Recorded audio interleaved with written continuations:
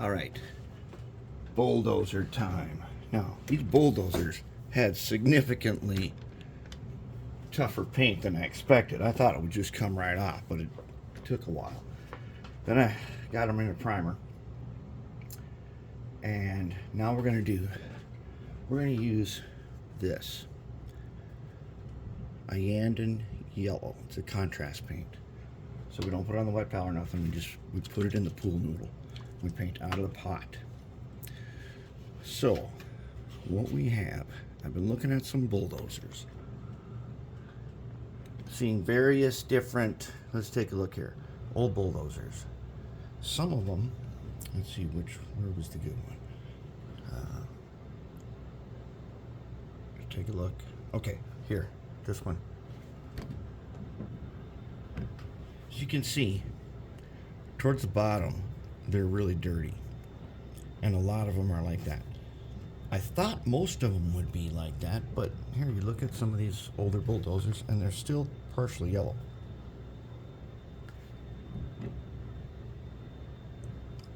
Some dirt, but we got some cool dirt for this, and we'll do that after we get them into the yellow. Then we're going to come back and we're going to detail them.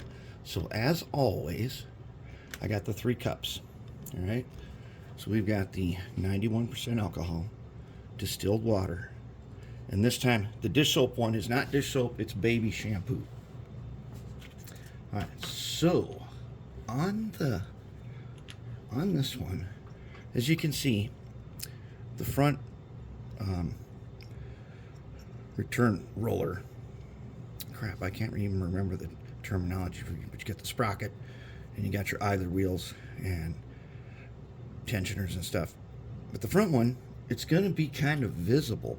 So what I did was I scribed onto one side, onto the front one. I just scribed some lines through it. And when we detail that up, I think it'll be good, because that one's usually really dirty, and it's going to get muddy, and we're going to make it kind of muddy. All right, so those guys have had one coat. Now these guys, I put just kind of one coat, and I thought that it was going to take a bunch of coats, but it turned out it's a little better than what I expected. But we're going to put another coat on and see what happens. So let's take our Iyanden Yellow. So it's all ready to go. Our blades are in the Iyanden Yellow, and then we're going to they're going to get a little rust, and they're going to get look like the paint's been polished off by pushing stuff. But let's go ahead and just put another coat onto this dozer here. So I'm going to get a little just soap water, and then I got some paint right there. All right. We're going to get them into yellow. Okay, now as you can see with this, see how it pools that way? That's the special effect. So we don't want it to pool. We want that to get it on there and then let it get around. And it'll fill in its spots without, we don't need to have it pool anywhere. This stuff dries and pools up real fast.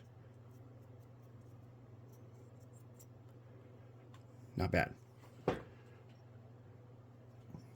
Let's get this back side here.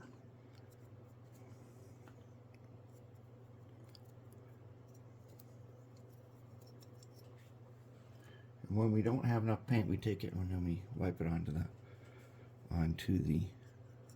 that little lip in the pot. That way we can grab some now when we need it. Now you could actually do this, so that is your finished look, but that's not going to be our finished look.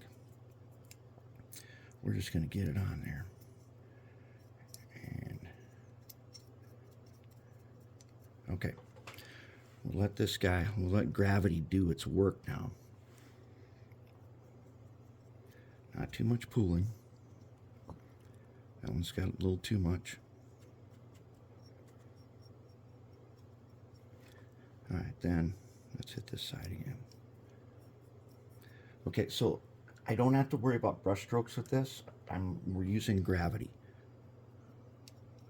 So the dark color is going to start running down. On the top, it will pool, but we're going to basically kind of brush it off. There we go. I think we let this one set up like this for a little bit. Not bad. All right. So that's what we're doing.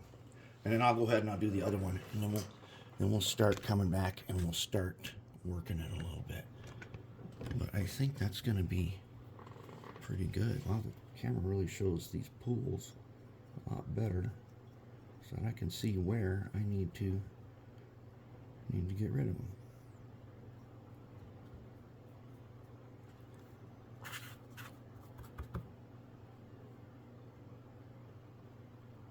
Okay, there we go. That's gonna set up, and then we'll be ready to move on to the next step.